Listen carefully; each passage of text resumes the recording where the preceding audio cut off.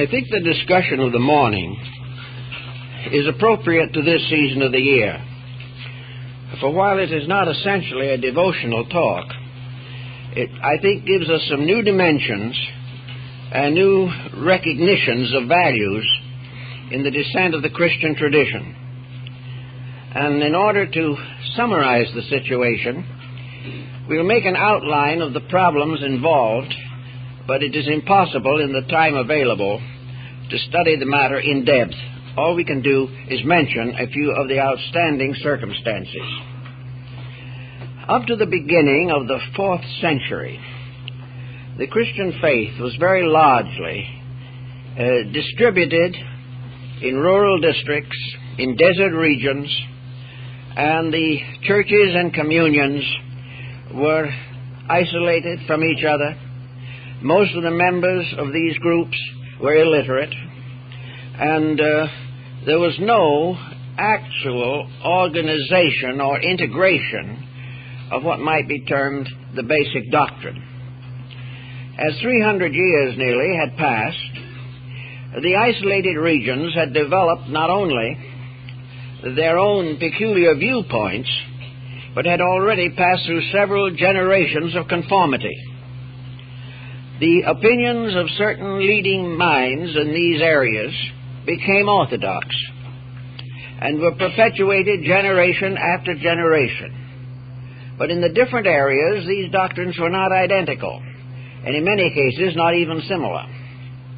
Each had its own interpretations, each had a combination of tradition and, we might say, romanticism.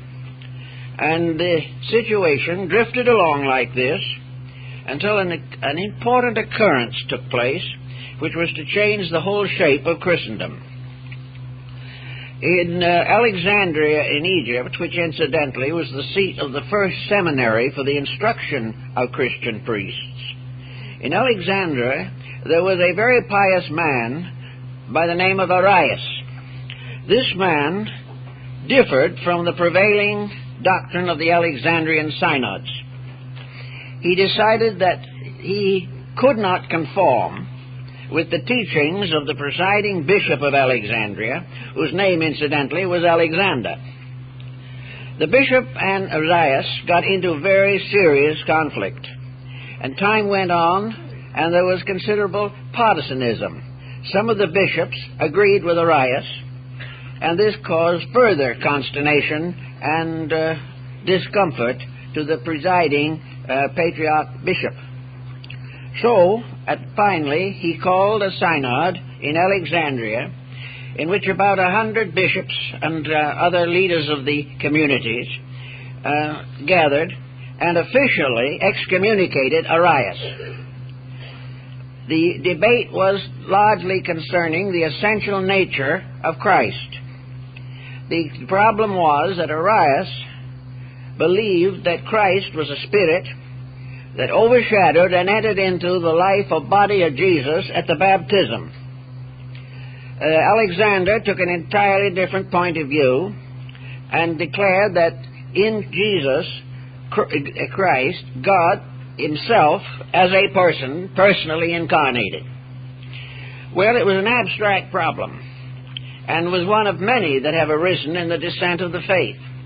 But in any event, Arius was excommunicated, anathematized, declared to be a heretic and a traitor, and an incarnation of the Antichrist. This might have been all right in a sense, as far as Alexander was concerned, but he had made one serious mistake. He had brought a very major controversy into public consideration. The story went all through the various Christian communities and seems to have inspired a series of other schismatic groups rising up with their own interpretations of these difficult subjects.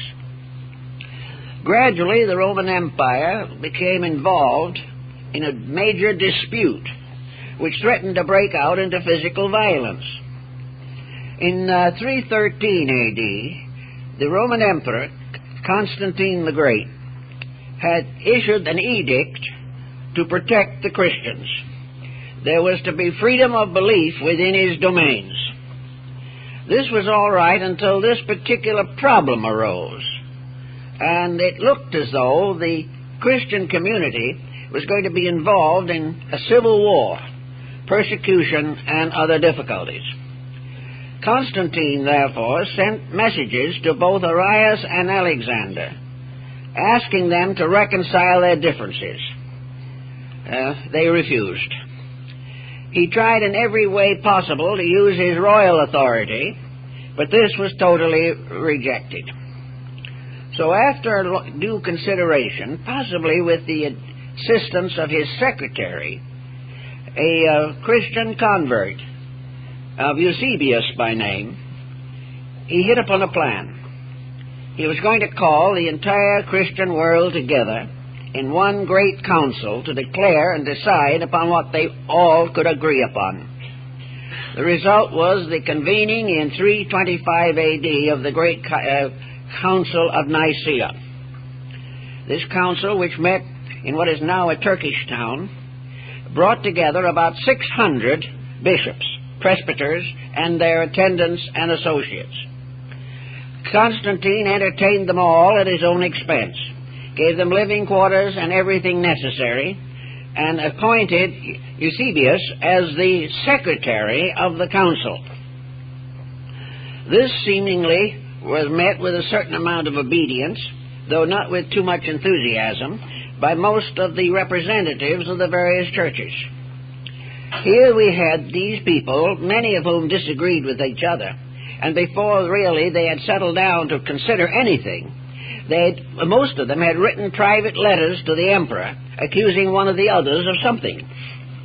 This was a little difficult, but the emperor was rather able to handle the situation with imperial dignity. He burned all the letters. Having disposed of this situation, he convened the council and addressed it in person. Now, it is probable that while most of those present had no interest in the emperor whatever, and did not care what he thought, there was one situation they couldn't entirely neglect. He had the power to be very difficult if they insisted on irritating him. So finally the council settled down. The principal recorder of the council was Eusebius, and unfortunately he had very little to say. Not very much is known as to the actual workings of this council. Many historians have been up against it, and Eusebius' principal work, the Ecclesiastical History, gives no clear indication of what was accomplished. It is known, however, that the Congress met, that there were many debates and discussions, and some way, somehow, the problem of unifying the doctrines came into focus. Now we have to go back a little bit to another part of the situation. These old bishops and others who came to the council, some, by the way, passed on en route and never got there. They were the oldest people in their communities and the most venerated, and in most cases, each one had a doctrine very largely his own. There was no New Testament at that time, but each of the little churches had some kind of a relic which they regarded as very sacred. In most instances, this relic was a book, or a part of one, or a few pages of one, or a few lines of one. It was never read. It was wrapped in cloth or silk or some precious substance, placed in an ark, and concealed in an opening in the altar. There it remained, generation after generation, worshipped but not read. Against this situation, there were a number of traveling priests and bishops who wandered up and down the countryside, visiting these small churches. These visitors brought with them the news of the great Christian community. They told about world affairs, they told about the various conditions of the churches, and they also recited some parts of Scripture, or some legend, or some story they had heard relating to the life of Christ and his apostles. In this same book of Eusebius, by the way, there are a number of appendices by other early Christian scholars, and one of them is quite interesting. It is a list of the 12 apostles and the 70 disciples of Jesus Christ. The list is all named, numbered, and where they came from. And we know that the 70 has always been very important. But it is not noticed, at first at least, that it occurs in the numbering of the apostles and disciples. In any event now, these various prelates in their little local communities brought with them, at the imperial request, these fragments of sacred writings which had belonged to them, or transcripts thereof. In some cases it is believed that the message was brought orally by the representative, who may not have been able to make a transcript. But in any event, all of these ideas were put together, and then all of the various records, everything that was brought to Nicaea, relating to Gospels and to sacred writings, were put together to be considered for the compiling of a Bible. Now, this again is not clear in Eusebius. No one knows how this selection was made, but it was a rather arbitrary one, and certain works were included and certain works were excluded by apparently a system of voting. In any event, at the end of it, these sacred writings were divided into two stacks: those that were most generally accepted and voted as affirmatively divinely inspired, those of doubtful origin or rejected works, which were put to the other side. After the decisions had been made, and what we know now as the New Testament had been decided upon, the question is, what happened to the other books? This is a very moot question. Some feel that in all probability they were destroyed. Eusebius, however, does not say they were destroyed. It is quite possible that a number of the delegates went back to their own communities and continued to follow their earlier personal conclusions and convictions, and that the actual decision of the Nicene Council was not followed completely. Out of the Nicene Council, however, there came the first manuscript forms of the Bible. Probably the most famous of these is the Sinaiticus, which was found in the monastery on Mount Sinai. It was for some time the possession of the Russian government and was later purchased by the British Museum. This is not a complete version. Parts are missing because the monks had already begun to throw away the old vellum as waste paper. But most of it was saved, and it is probably one of the most valuable manuscripts in the world. In this we have the gradually integrating outline of the present form of the New Testament. It was in Greek, and the chances seem to be very good that the writing was actually done in Alexandria. Alexandria was the seat of the first, second, and third important leader of the Christian community, and also an area of scholarship where scribes and translators could be found to do the most difficult works with considerable skill. And now the question arises, what happened to the books that were not accepted? Were they rejected because truly and obviously they were not inspired?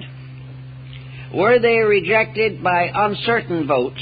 There is a report that some were partly accepted and partly rejected, and that in some instances those accepted only got in by one vote. But the fact remains, what happened to the ones that didn't get in at all? It has been believed that these have to be classified under two general headings. The first is the heading in which surviving works are known.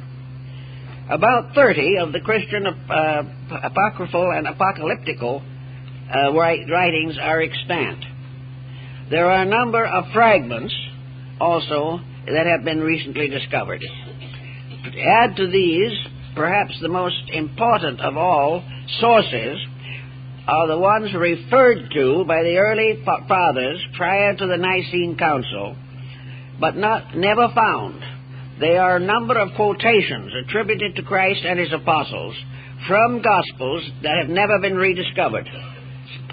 It is not likely that the early church fathers fabricated these lines or these sections or these statements, but whatever happened, Perhaps their sources were destroyed after the Council of Nicaea. In any event, there is probably a considerable group of sacred Christian writings that exist only as names and short quotations in the writings of other church fathers. Some were particularly well informed in this particular area and quoted many writers whom we do not know today. The next problem would be to try to determine the fate of those which did survive in some way. And here we have what we call the Christian Apocrypha. At the present time, approximately 30 books are known, in addition to the more complete scriptures, which in the early printed editions did include some of the books now regarded as dubious. There is also an Old Testament Apocrypha, which we won't be able to touch on today, but part of it, especially the book of Maccabees, was continued in the Old Testament beyond the time of the King James Version. Luther rejected the Apocalypse of John completely, and there's been controversy over many of these books. Actually, in addition to the Apocrypha as we know, there are a number of volumes, and some of the early fathers included among the Christian documents the writings of Valentinus and Basilides, the Gnostics of Alexandria. They were quite justified in doing so, and the recent discovery of the Gnostic Library proves that as early as the 4th century, which is the time under consideration, these Gnostic books had many references to the life of Christ, to the ministry, and in the case of the Pistis Sophia, which is certainly of the 3rd to 4th century, there is a detailed section devoted to the instruction given by Jesus to Mary of Magdala. Therefore, many of the Gnostic writings, both the Christian Gnosis and the Jewish Gnosis, do overlap and do definitely have references to the life of Jesus and his teachings. Those that have survived to us under more or less special headings, for the most part, have been decided to be of an optimistic nature by church historians in general.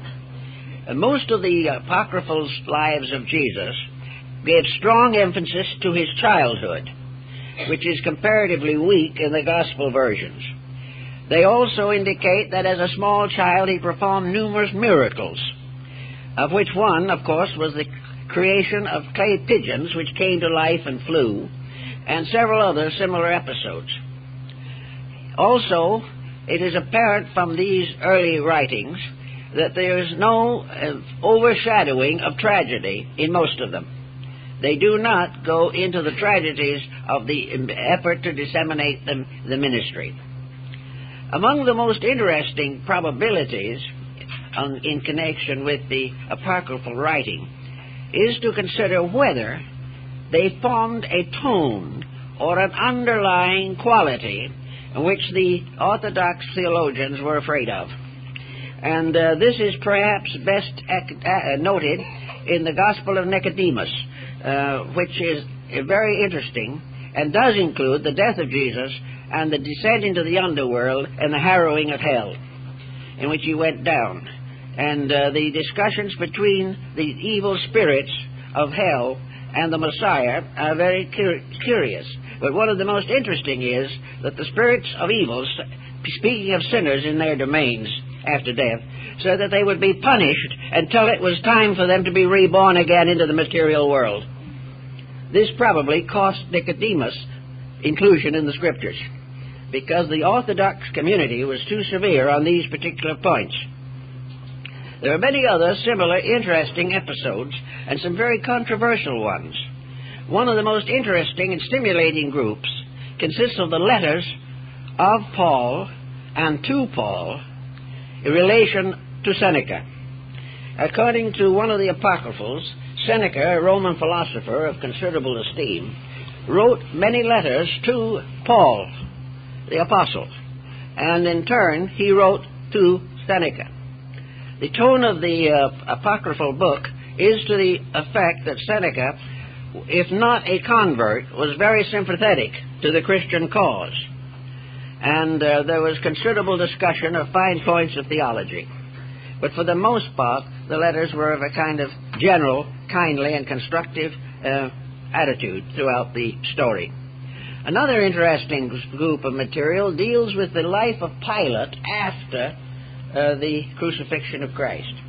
According to this particular little apocryphal section, he was returned to Rome, where he was made accountable to the emperor for his conduct. He took with him the seamless coat of Jesus, and whenever he was called into the presence of the emperor, he wore this coat. And while he wore this coat, the emperor could not convict him. So the emperor made arrangements for the coat to be taken away at a certain time. Then Pilate was convicted and executed for his bad judgment in connection with the death of Jesus. This becomes the basis of quite an elaborate structure in one of the apocryphal sections. We also have, of course, a number of the apocryphal books traced directly to the other disciples besides the evangelists. In other words, that St. Andrew contributed. Barnabas, who was with Paul for a long time, did the book that by his name among the Apocrypha. And the books of Hermas are very interesting and important. The Proevangelium of the Pseudo-Matthew. Many of these works are probably worthy of inclusion in the present scriptural collection. However, if we study them very carefully, we are forced to admit that they do not add a great deal of specialized information. There is a legendary quality about many of them. They, however, nearly always are in conformity with the four Gospels and the Pauline epistles. They represent various extensions or amplifications of some of the ideas in the accepted canon. So we don't find anything that is going to finally solve any major controversy concerning the life of Christ. But we do find abundant evidence to support the major historical events related in the Gospels. We also find that there seems to be an effort, or was an effort, to depreciate mysticism, and a major, at least oblique, attack on the Egyptian Neoplatonism. The philosophy side of the Christian doctrine, as it gradually developed through Aquinas and St. Augustine, does not have much bearing in the apocryphal works. They are purely devotional and would appear to be based upon each other into a large degree. They are, however, very interesting and quite important in their contributions to our general knowledge. I think one point that was made by Constantine, it should be of great interest today. Constantine was by no means an extraordinarily noble character. Constantine was probably interested in Christianity primarily as a means of supporting his control of the empire. He was not a particularly virtuous man. In fact, he was either convicted or accused of a great many rather despicable acts. He was not able to be initiated into the Eleusinian mysteries in his own country because of his bad reputation. But Constantine did have one very interesting remark to make, and it was in about 320 that he made it. And it was a remark that I think is of still a great importance. He said, "Why does this new religion place so much emphasis upon theology and breaks itself into splinters due to its theological differences, when it was evidently intended by the founder, as found in the four Gospels, to improve the moral life of man, to increase his spiritual insight, and to advance the cause of universal brotherhood without consideration for various sectarian differences?" Now, coming from a man who was not baptized practically until his deathbed, this is a very interesting thought. And it seems as though we can take that thought and precipitate it into the history of the Western religions and find how many times antagonism, suffering have been caused by theological differences, differences which had little or nothing to do with the daily life of a good Christian. So in this time, perhaps, in these difficult days that we are in at the moment, it would be wise for us to recognize what Constantine saw, and several other things that perhaps were shown to him clearly by Eusebius, who was, of course, also responsible for the Nicene Creed, the creed of his own church, little church, which was finally imposed upon all of Christendom. According to Constantine, the unity of a religious group, the unity of religion within an empire or a country is essential. The presence of a religion in a country is absolutely necessary. Now, regardless of how we may view him, he was a practical man. He said, when religion is debased, the government of a nation becomes impossible. That as long as people are divided concerning their belief in God, they are also going to be divided in everything else. Now, these thoughts probably come essentially from Eusebius, who was the mouth for Constantine on his religious matters. But Constantine agreed with them, justified them, and promulgated them, and insisted upon them. He could look back upon the Roman period in which the Christians were thrown to the lions in the arena. He had already, long before this, declared religious tolerance throughout the empire. Now he saw that this religious tolerance was permitting individuals to variously distort religion to the advancement of their own conclusions. Constantine, not being a philosopher, not being essentially a mystic, probably had very little insight into the deeper and more subtle values of spiritual conviction. But he did see the effect of various religious mistakes upon the secular life of humanity. And those who came after him recognize his importance in the great council which he convened, but have paid very little attention to his thoughts about what religion was to be in the life of mankind. It's all summed up in his one major overthought, that he needed Christianity in the Roman Empire to hold it together, and all the rest was an expansion of this concept. Now, it was also true that there had already been a considerable amount of conflict, misery, and suffering caused by religious differences within the boundaries of the empire. So what Constantine was anxious to have accomplished was that there be a uniformity of belief, that the Christians were to get together and decide what they believed for once and for all, and having decided it, lived it. This was the important consideration. So the Nicene Council had its part to play, but at the best as we know it from the records of this, which are, as I say, very meager, there is very little indication that the various delegates went back and fulfilled the expectations or hopes of Constantine. They went back to nurse their wounds and bruises, and had a position very similar to that of a politician today who finds that his constituency no longer agrees with him. They were in this kind of a situation. For 250 years, some of these little churches had followed their own beliefs. 4 or 5 generations of leaders had believed those very same things. The present incumbent believed these very things, but he was supposed to go back to his congregation and say he was wrong. Well, this is hard to do. Politically, it's almost impossible. If you have made a mistake, you defend it at all costs in order to save your own reputation. And this happened in a good many cases. But all in all, there was an improvement.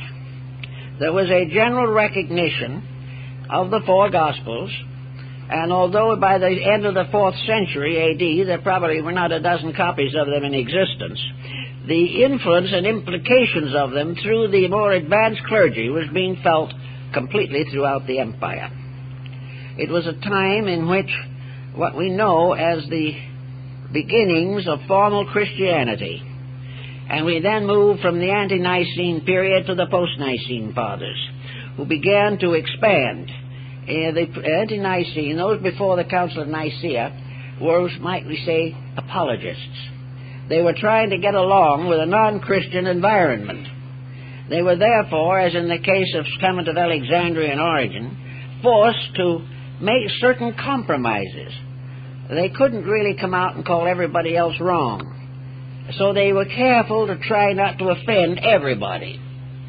But after the Nicene Council, the apologists faded away, and the propagandists moved in with everything they had, and insisted upon this uniformity and conformity of belief. Now, if it is true, as which it looks as though it was, that from the very beginning there was also a stream of mysticism, which perhaps, if we can hazard the thought, was carried along largely by the so-called rejected books. With most of the books no longer in existence, we do not know the full details, but the limited quotations, the small fragments that have come down to us in the writings of the Church Fathers, who were able probably to trace the originals, would indicate that there was a definite mystical content coming into the Christian faith at a comparatively early date. The apocryphal books, particularly those dealing with the life of Christ, also indicate a greater use of miracles, many wonderful happenings that have never gotten into the Orthodox Gospels, strange circumstances, natural phenomena, and all kinds of mysterious, mystical, almost magical elements. And it is probably because of these inclusions that many of the books were rejected for nonconformity.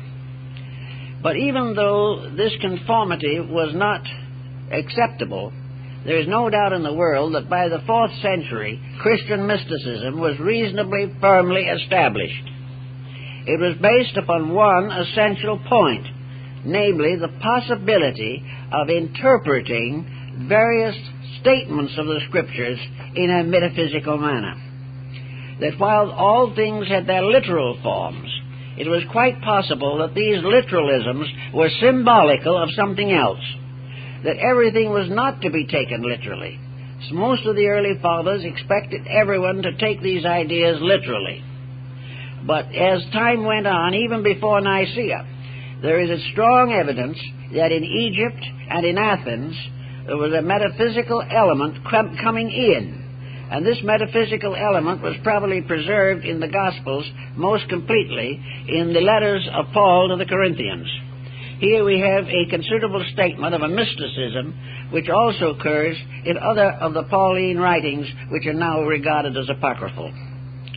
So we have the rise of a Christian mysticism. We also find that gradually the Church accepted this.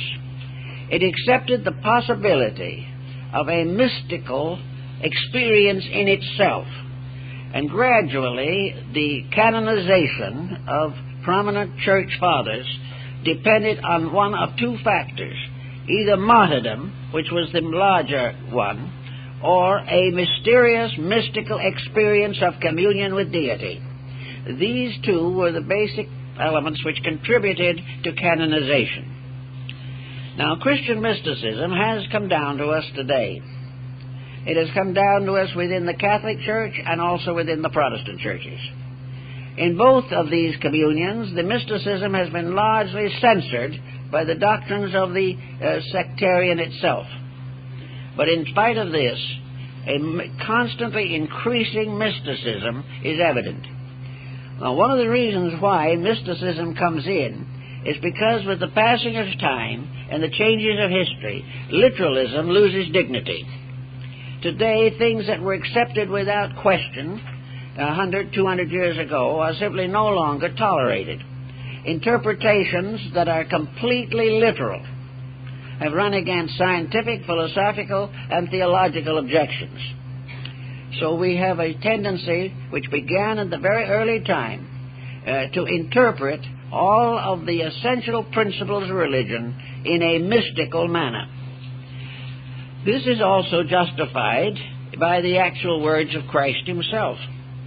For he tells on one occasion that if they destroy the temple, he will rebuild it in 3 days.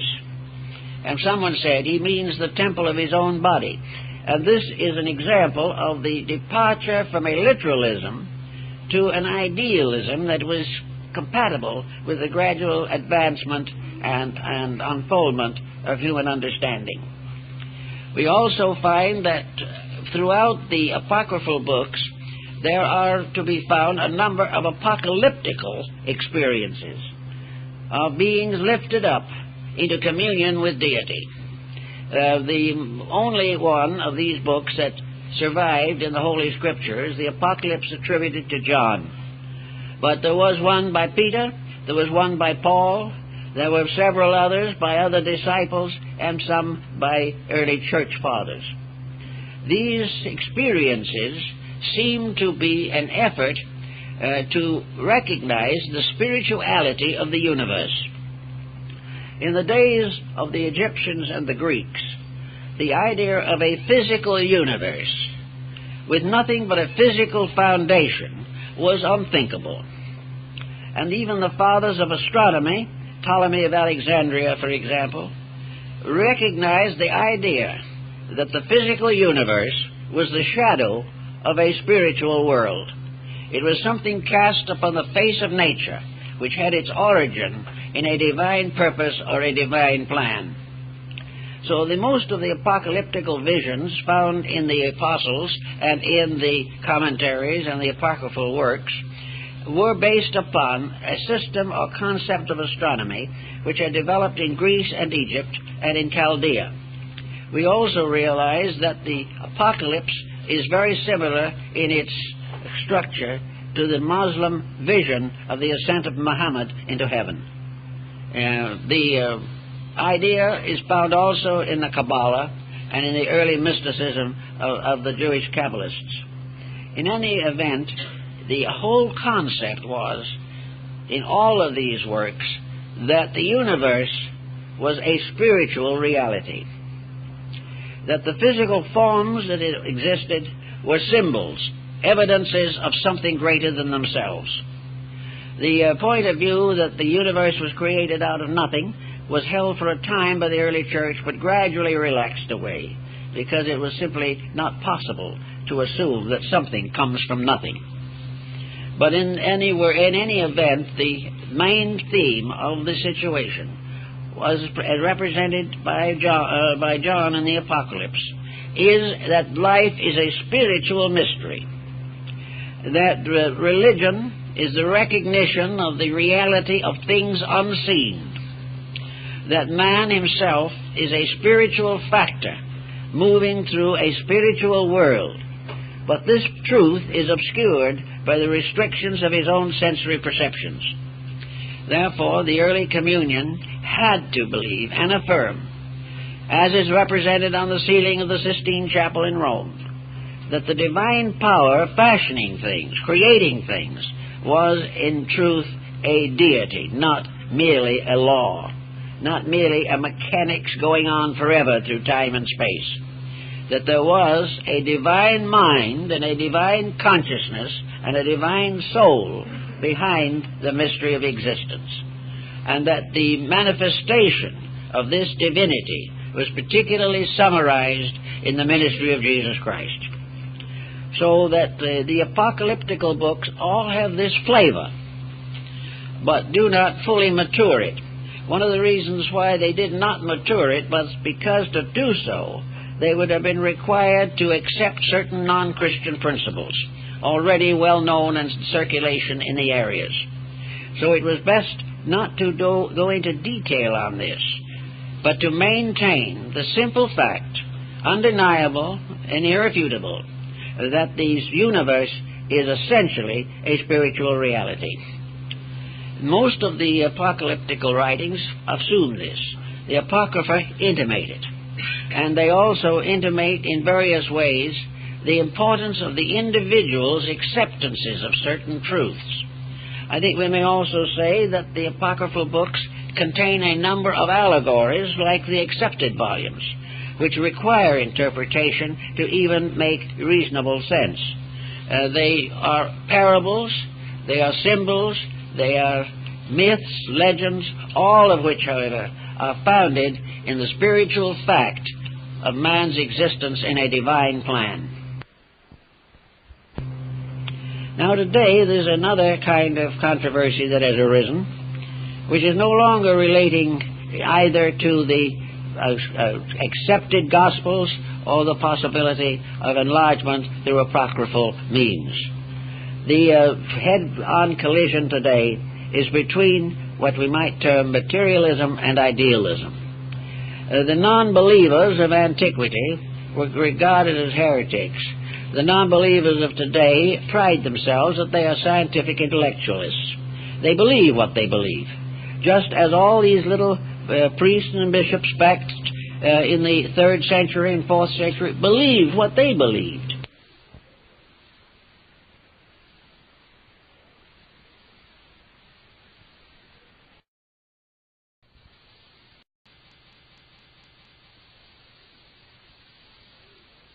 Non-believers of antiquity were regarded as heretics. The non-believers of today pride themselves that they are scientific intellectualists. They believe what they believe, just as all these little priests and bishops back in the 3rd century and 4th century believed what they believed. It is a series of believings, and the Apocalypse of John and the apocryphal writings together both challenge these acceptances of things in common circulation, but without any foundation in essential realities.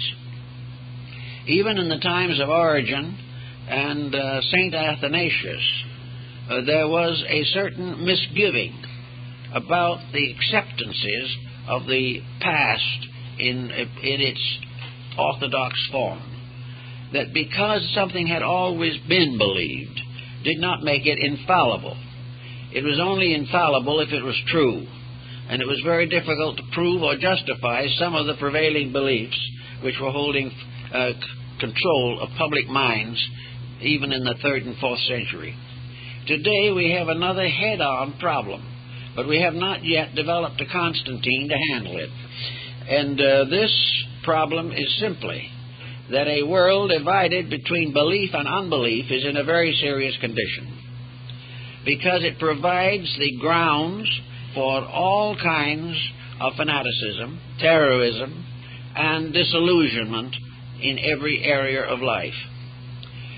Constantine liked to believe and more or less affirmed the fact that these differences are simply relatively unimportant, that the only things that are important are the unities, the things which are generally accepted. Constanza, the daughter of Constantine, finally convinced Arius to come into some kind of a compromise decision with Alexander. And perhaps it was her charm, or perhaps it was her piety, for she was a Christian, that finally an arrangement of arbitration was achieved. But in this arbitration it was never consummated, because Arius died in Constantinople while on his way to be restored to his official dignities. This was the end of the one heresy, but it was the parent of many heresies that go on all the way through, not only the Christian faith, but most of the religions of the world. Every religion has had a council at somewhere along the line to try to straighten out its problems. And these problems are all based upon the lack of evidence that is generally acceptable concerning divine matters. To find an agreement between persons of different convictions, different ages, different races, different nations, these differences, how to reconcile them. Well, there's only one way that we have found up to date now in connection with this type of problem, and that is tolerance. The individual must recognize the rights of other people to believe according to their own beliefs. It is also very much more important to challenge the individual on the level of conduct, because there he can prove or disprove the integrity of his convictions. He may believe what he pleases, but his religion is revealed by what he does in action. And there can be no doubt that on this ground a compatibility is possible. If we judge a person by his merits alone, we can then have some confidence in his creed. The American Indian took this attitude completely. He never questioned the religion of a stranger. All he did was watch. And if the conduct was good, the stranger was good. And if he was good, the thing he believed had to be good. So that in this way, a lot of controversy was eliminated. Again, today we have the same problem that the Nicene Fathers faced, and namely that there are a large number of schismatic fragments of all the religions that break away on some point of difference. Constantine thought most of these points of difference were rather unrealistic, and that others would not be solvable by the human mind. That some things had to be accepted by faith, and by faith alone. And that if faith was strong, the individual was strengthened. If his faith was weakened, his morality collapses. So it is faith, but which must take the place of knowledge in the study of the ultimates. The ultimate nature of deity, the ultimate purpose for the world, the ultimate end of man. These situations can be verbalized into more or less parables or simplifications, but the facts are beyond human conception. And these facts are not necessary. Man never needs to know more than he can reasonably learn in order to live as well as he can reasonably be expected to live. So from that time on to here, we find this long shadow of an old problem that is being more or less born again. This year, the world has many people with good ideals, with high hopes and severe and conscientious principles. And yet the great bodies of mankind, both religious and secular, have not been properly reconciled. Unless they are reconciled, they cannot lead the way to a world peace or a universal enlightenment. Education has certain advantages over theology, because it deals mostly with things which can be demonstrated up to a certain point. And education generally quietly neglects or denies that which it cannot reach. But today, the struggle between materialism and idealism, it goes on because of the failure of human beings to sit down together and attempt the reconciliation of their differeof.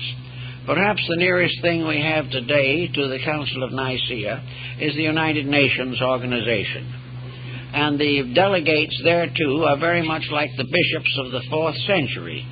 And most of them are writing letters criticizing each other. But the fact, man, is true that something must be done to reconcile the common differences of mankind.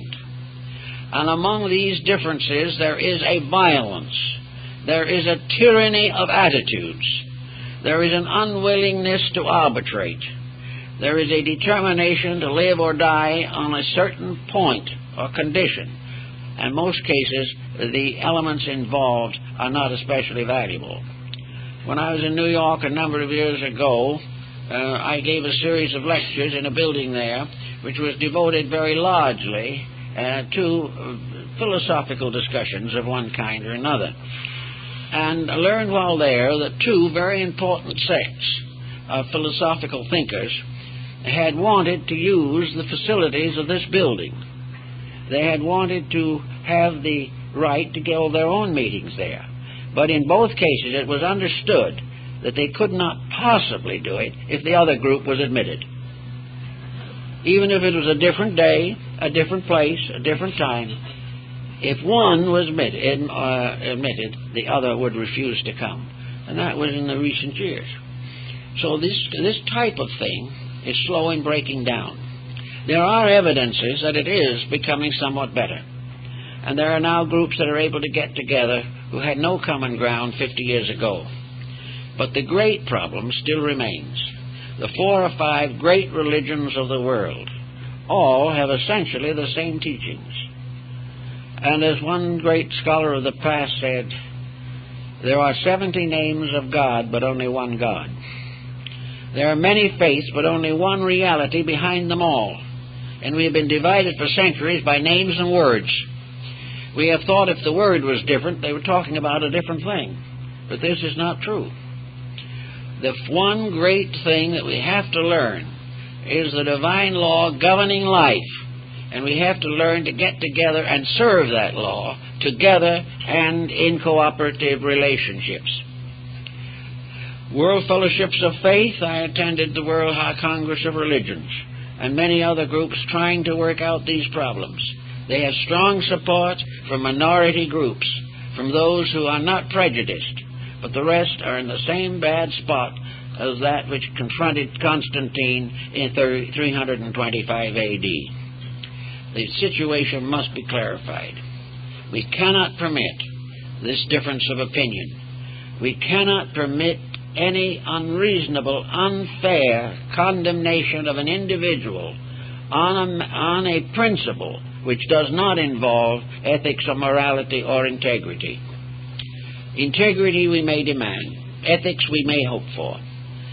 We may hope for honesty and consecration and sincerity. But we cannot expect complete agreement unless we broaden the foundation, enlarge the structure until it is inclusively possible to get everything into it.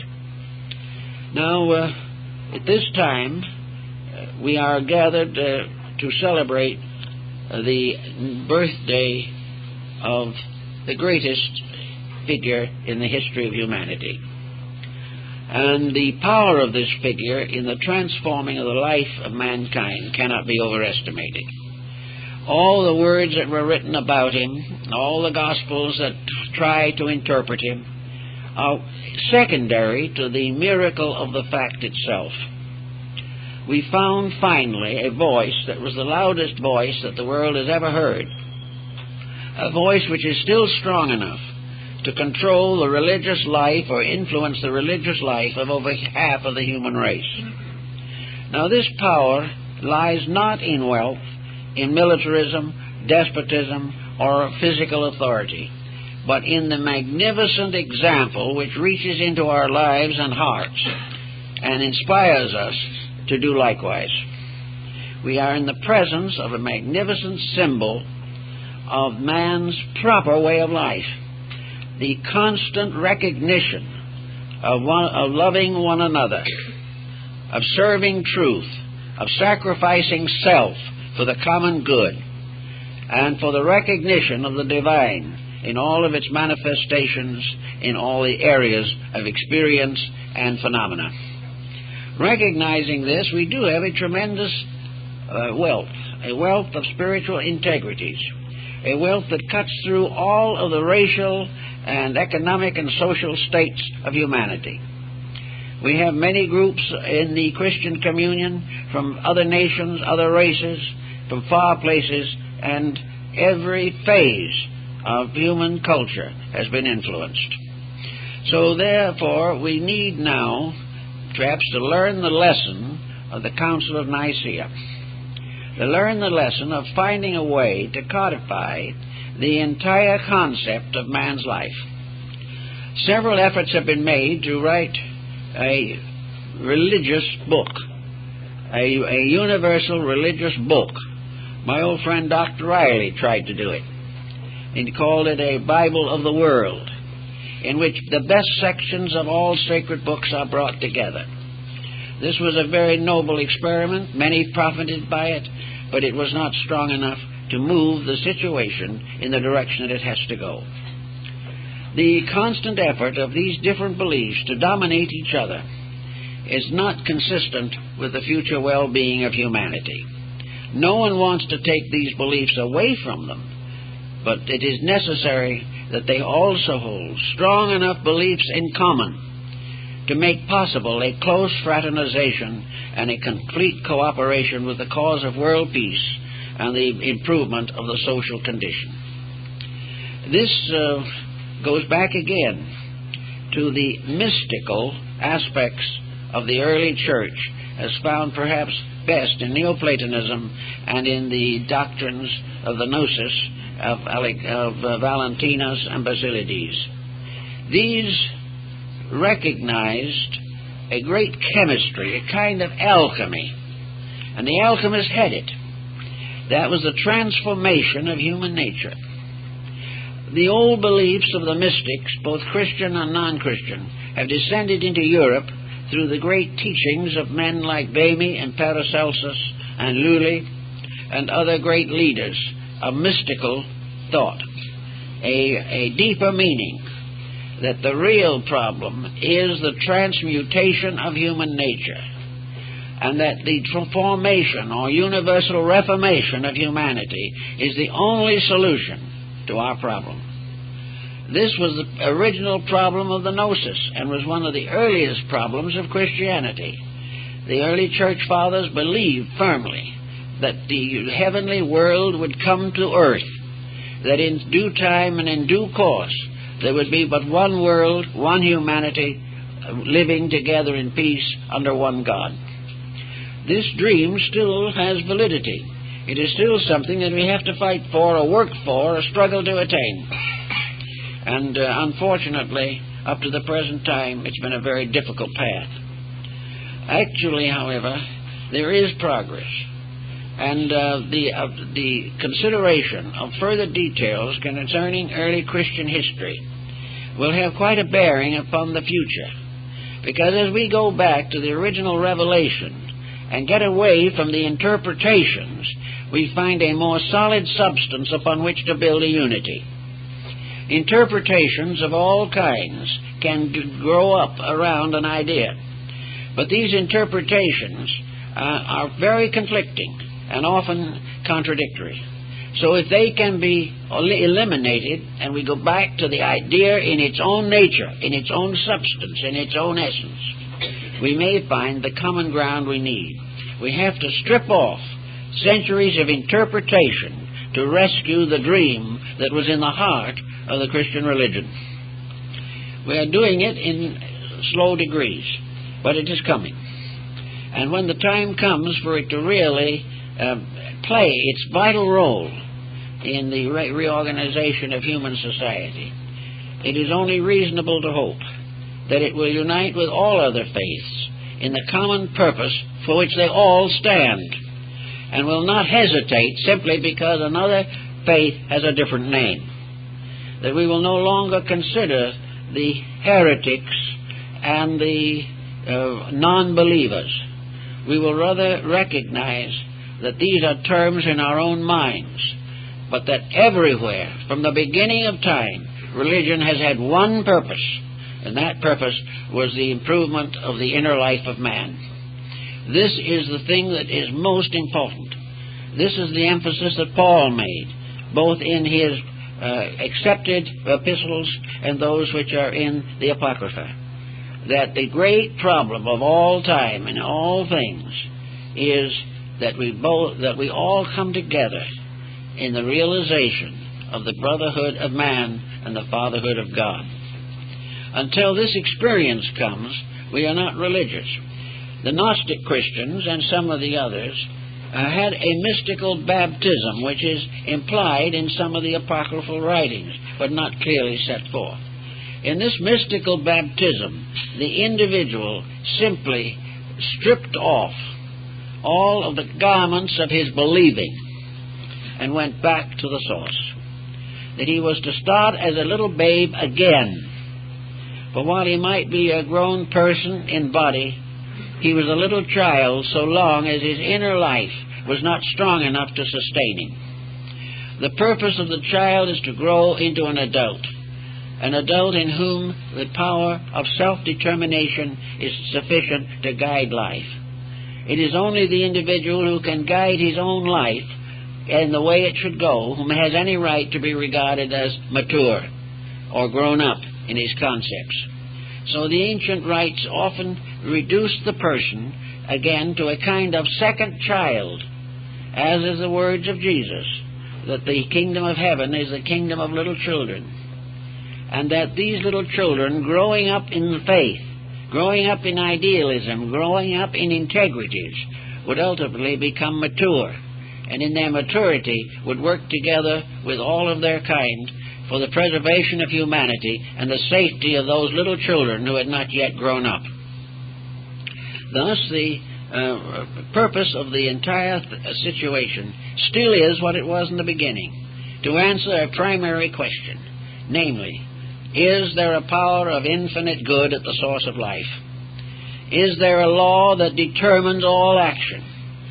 Are there realities that cannot be denied? Are there laws governing personal conduct that cannot be violated without tragedy? And are these laws the representations of the consciousness of the creating power? Are we therefore living in a universe in which there is a lawgiver, and we are expected to obey that lawgiver? This is against the concept that is held by some, that we are in a universe of accidents and incidents, that there is no rule governing anything, that the individual while he is alive, and when he dies, he's dead, and that's all there is to it.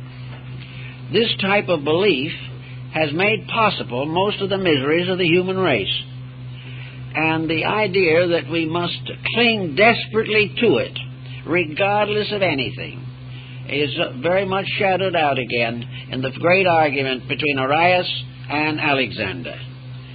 Neither one would give a bit to the other. Neither one would admit that there could be anything wrong with his own interpretation of realities. As a result of that, the world has been locked, more or less, in a religious, scientific, philosophical, industrial, economic conflict for thousands of years. The answer seems to be that everything that happens points towards what is necessary. It points to solution, and the individual very often simply glosses over it very quickly for fear he might be tempted to solve something. He wants to go on as he is. This condition goes through all departments of life, economic, social, cultural. But the time must come when, through the experience of his own tragic mistakes, the human being comes back again to the realization that there is an archetype, there is a plan, there is a purpose. And those who are understanding and enlightened are either for this purpose or against it, and that there can be no compromise. We either must believe in the reality of the divine plan or disbelieve. If we believe, we have strength to meet many obstacles and problems with courage and integrity. If we do not believe, we find ourselves in a shipwrecked condition in a world that is gradually falling apart. The apocryphal writings have been translated now from manuscripts in the Vatican and in several other great centers of culture. A number of them are available, one of them in the terms, the lost books of the Bible. They are suitable to be read and considered. They do not contain a vast amount of new information. For the large part, they are examples of intensification or elucidation of material already in the Gospels. But they strive to fill in breaks and points which are not clearly defined. They seek to answer certain natural questions that arise from the accepted books themselves. There is not as great a sublimity in them as there is in some of the recorded Gospels, but they do represent a striving after righteousness. They try to tell, sometimes almost like little children's fairy tales, things about Jesus and things about the lives of the apostles that make these apostles and persons more available to us in their simple friendships and in their ordinary actions and conditions. There we have, of course, a considerable discussion of the life of the Virgin. The Gospel of the life of the Virgin carries through from the Old Testament and through practically everything that we find in the New Testament regarding the genealogy of Jesus. We also have all kinds of little additional things thrown in to vitalize and make more interesting these classical accounts. And there's no doubt that many of these books would be a considerable inspiration to the average person. That they do indicate also that early there was a greater literature. But this greater literature, particularly in its more profound parts, is not present in the Apocrypha. The Apocrypha is a kind of commentary on the Gospels in substance, and with certain emendations, but with a slightly mystical flavor, a more miraculous approach, a reality of things that would be generally regarded today as magic or something of this nature. But the various divine personalities or worshippers or bishops are given powers and circumstances, and these in turn contributed to the Golden Legend, the first great book of Christian, we might say, mythology. Vortigern, in his Golden Legend, gives the lives of saints, the lives of martyrs. He is also the one who, for instance, gives us a clue to the sacred books of the Ethiopians.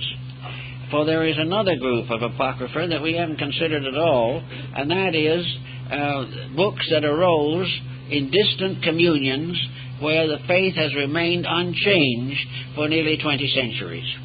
The Coptic Christianity of North Africa has its own commentaries, its own messengers, its own teachers and heroes, but it is still dominated by the Christian Gospels.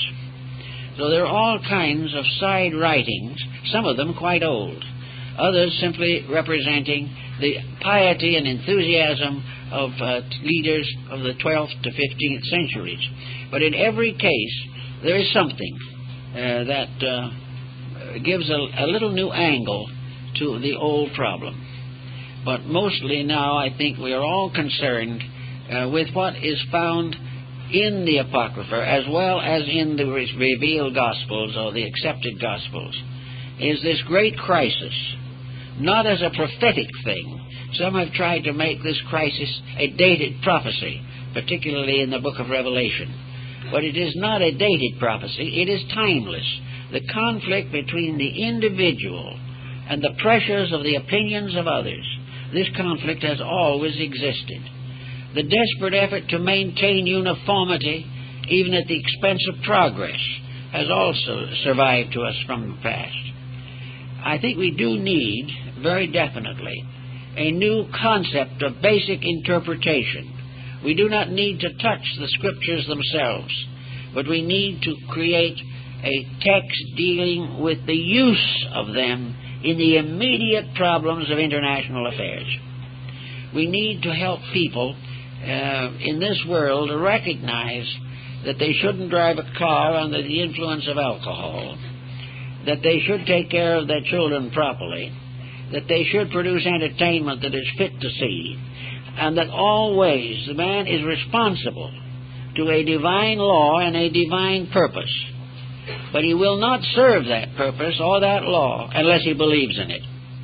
And in lacking belief, he must live with the consequences of his disbelief, and this consequence is very serious. So as then, so now, for nearly 1,800 years, the Christian authority has been diminished by feudalism.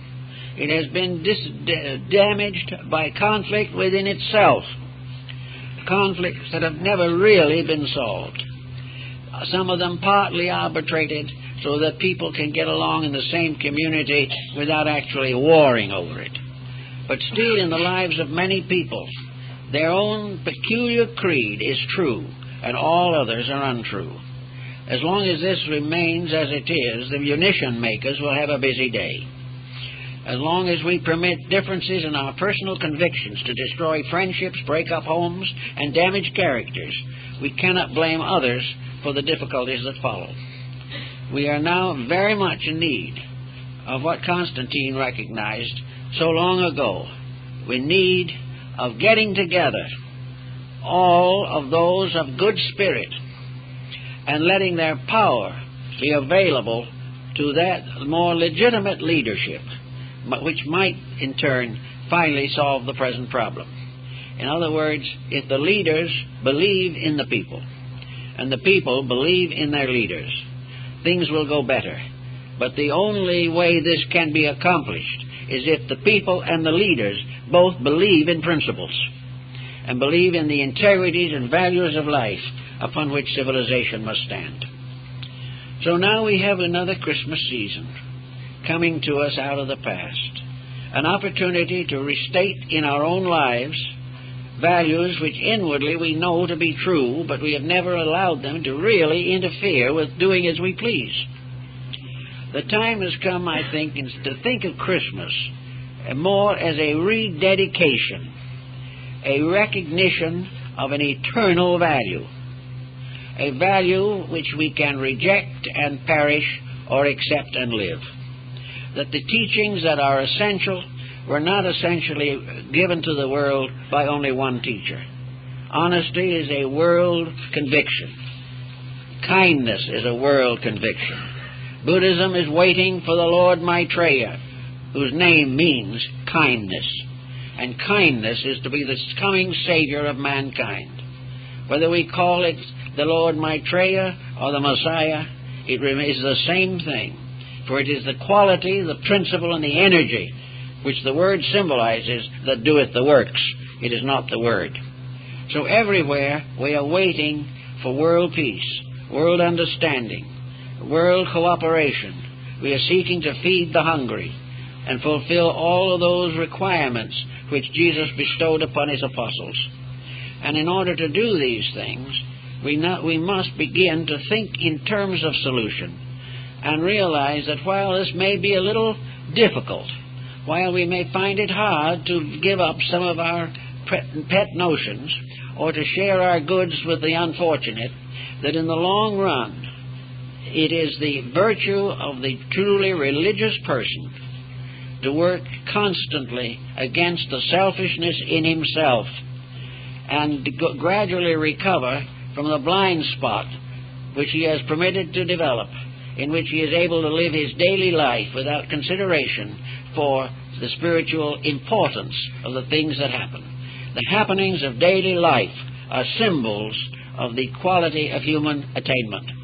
And where the happening comes to sorrow, it means there's something wrong in the conduct of the person. A sorrowful, weeping world is a world that has departed from principles. It can only come back to those principles and survive. Therefore, at Christmas, we are constantly reminded of an eternal mystery, the mystery of the love of deity manifesting upon all planes of existence. And this so happens that if the love of deity is with us, our love should be with deity, with doing the works, so that in a little way at least, we are all bishops. We are all members of a kind of world clergy in which our dedication is primarily to the works of righteousness. If these thoughts can be strong in our hearts and minds at this time during the Christmas season, I think we will be more serious. We will still enjoy the good, but let us remember that when we give presents, in a sense these presents are intended to represent rewards. The little boy who is naughty is not supposed to get a Christmas present. The grown man who is naughty is not expected or not able to claim a happy life, the respect and love of his friends and family. We are rewarded by the mysterious gifts of grace that react from our own conduct. And each individual who lives a little nearer to the truth will find in himself that he is a little nearer to peace, security, happiness, and world unity. These are the things that we must give consideration to, especially this year. For we see now that, as never before perhaps, the dangers of selfishness and materialism. They simply will not operate. And unless we are able to do a little better with the subject, we are going to drift along to one tragedy after another. It is not the name of the power we believe that is the most important. It is that our belief leads to obedience. That what we know to be true, we do. And this is the part of life that is important to us, because most of us do know better than we do. And if we do what we do know, we will know more. For each development of character releases from within ourselves a new wealth of mystical overtones and insights and understandings. So we'd like to wish for all of you this year a new dedication to the great principles of truth, new friendship, the ability to say more and more that there is no belief in the world that you are going to criticize, that you're going to do everything possible to help everyone live his beliefs in terms of the one truth behind them all, and that if we will overlook appearances and stay with principles, we can accomplish something for nearly everyone who comes into our lives. So having a deep insight into meaning yourself, into the realization that if we love truth, we will keep its commandments. And if we believe in Christ, we will keep his commandments. If we will kind of make this a living, firm establishment within ourselves, we'll have a better new year, and the whole world will be better. For there is not one single good deed committed by one person that does not contribute to the final perfection of the human race. So with these thoughts, our blessings are with you for this holy season.